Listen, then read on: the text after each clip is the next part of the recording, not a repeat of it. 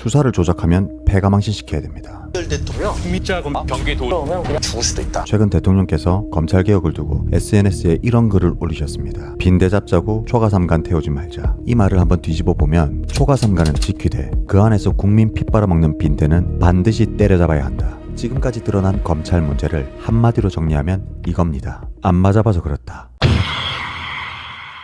자, 보안 수사권 논란이 뜨겁습니다. 입장이 제각각인데 예를 하나 들어보죠. 보디가드 10명을 고용했는데 그중 5명이 도박을 하고 뇌물을 받고 사고를 치고 문제를 일으킵니다. 그럼 이 새끼들 안 되겠네 하면서 보디가드 10명한테 총을 다 빼앗는 게 정답입니까? 총 없이 의뢰인을 지킬 수 있습니까? 아니죠. 다시는 도박 못하게 빠따로 패든지 도박한 5명 자르고 다시 착실한 사람 뽑아야죠. 보디가드 힘을 약하게 만드는 게 의뢰인한테 무슨 도움이 됩니까? 검찰도 마찬가지입니다. 검찰의 본질은 수사권이라는 거대한 공권력을 통제하는 데 있습니다. 군대를 제외하면 국가에서 가장 강력한 물리력이 수사권인데 경찰이 수사권을 행사할 때 폭주하거나 남용하지 않는지 이것을 감시, 견제하기 위해 검찰이 존재하는 겁니다. 실제로 최근 경찰 비리와 수사 남용 사건은 끊이지 않았습니다. 뇌물받은 경찰서장, 허위자백 받고 마약 수사 정보를 흘린 경찰, 불송치로 덮어주겠다면서 뇌물을 받은 경찰, 단속 정보를 넘기고 불법 업소들 뒤봐준 경찰들. 이 사건들 모두 검찰이 보안 수사권으로 잡아낸 것들이고 이런 케이스들은 많습니다. 좋은 검사들도 많다는 거죠. 사기꾼 잡고 조폭 잡는데 정치적 색깔이 있겠습니까? 주양 같은 비리 검사도 있지만 상사에게 들이박는 황시목 같은 검사도 존재합니다. 이 말은 곧 검찰이라는 시스템 자체를 약화시키는 것이 국민 모두에게 이익이 아니라는 소리입니다. 검찰은 기본적으로 국민 인권을 보호하기 위한 기관이죠. 그런데 사고를 쳐도 너무 많이 쳤습니다.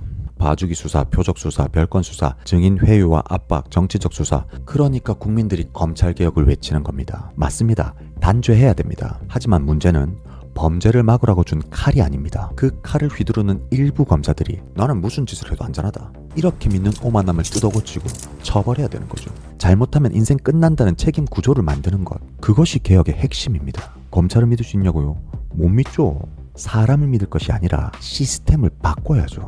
저는 검찰이 권한이 많아서 저런 짓을 반복했다고 생각하지 않습니다. 제대로 맞은 적이 없으니까. 공무원인데도 겁없이 저런 짓들을 할 수 있었던 이유가 바로 그겁니다. 아무도 제대로 처벌한 적이 없으니까. 태어날 때부터 깡다구 센 놈들만 모아서 그런 게 아니라고요. 자, 수치를 보십시오. 2022년 검사와 판사가 입건된 사건이 1만 건이 넘었는데 정식 재판에 회부된 건 한 건도 없습니다. 일반 국민 기소율은 40%가 넘는데 말이죠. 이 정도면 제19 감사기를 넘어 신성 불가침의 영역입니다. 징계가 제대로 안 됐던 이유도 뻔합니다. 지금 법원이나 검찰 수뇌부들은 대다수가 서울대 법대이거나 같은 사법시험, 같은 사법연수원으로 이어져 있는데 조사하는 사람, 판단하는 사람, 징계하는 사람이 다 같은 네트워크 안에 있으니까요. 이 짬짬이 구조를 깨는 게 진짜 검찰개혁입니다.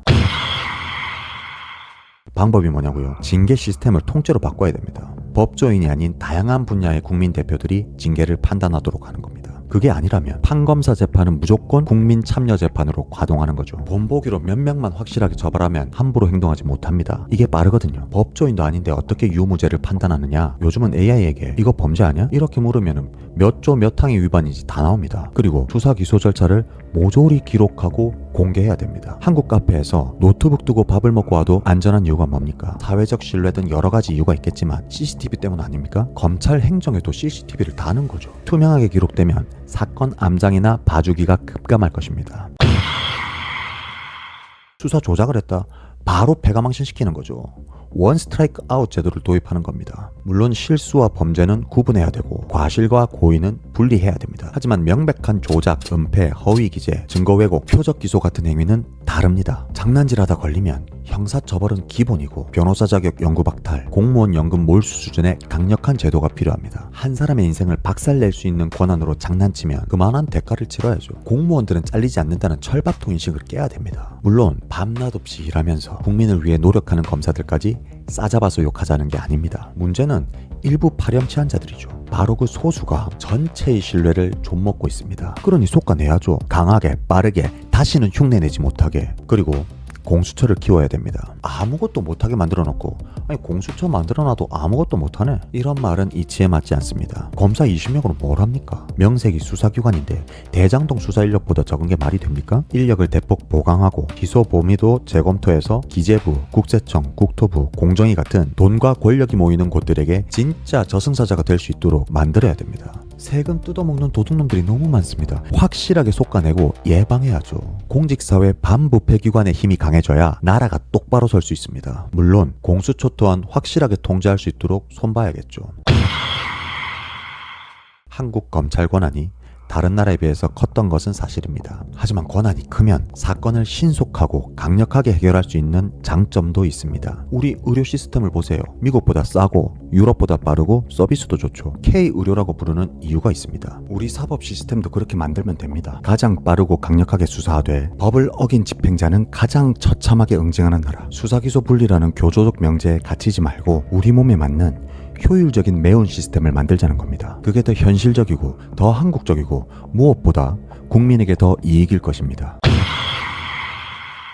다시 처음 질문으로 돌아가 보겠습니다. 보디가드가 사고 쳤다고 총을 빼앗는 게 개혁입니까? 사고 친 놈 자르고 계약서 다시 쓰고 위약금을 왕창 걸어야죠. 시스템만 잘 돌아가면 총은 더 좋은 걸 사줘도 됩니다. 검찰 개혁도 마찬가지입니다. 권한을 없애는 것만이 아니라 법을 어긴 집행자의 책임을 분명하게 묻는 것, 그것이 진짜 개혁이라고 생각합니다. 사실 이제 보안 수사권만 남았는데 이걸 흑백 논리로만 보아선 안 됩니다. 전면 허용도 전면 폐지도 아니라 국민 인권 보호에 필요한 범위 안에서 제한적으로 허용하는 방향이 더 현실적으로 보입니다. 수사 기소의 완전 분리가 답이라고 생각할 수 있습니다. 틀린 것이 아닙니다. 하지만 건전한 방식으로 여러 의견을 편견 없이 들어보는 것 또한 사회를 발전시키는데 꼭 필요하다는 생각을 해봅니다. 검찰이 국민을 무서워하게 만드는 법은 의외로 간단합니다. 잘못하면 인생 끝난다는 상식을 딱 몇 번만 보여주면 됩니다. 물론 완벽한 제도는 없습니다. 법은 항상 사회 변화에 따라 고쳐가야 합니다. 지금 함무라비 법전으로 살아가는 사람은 없죠. 어떤 방식으로든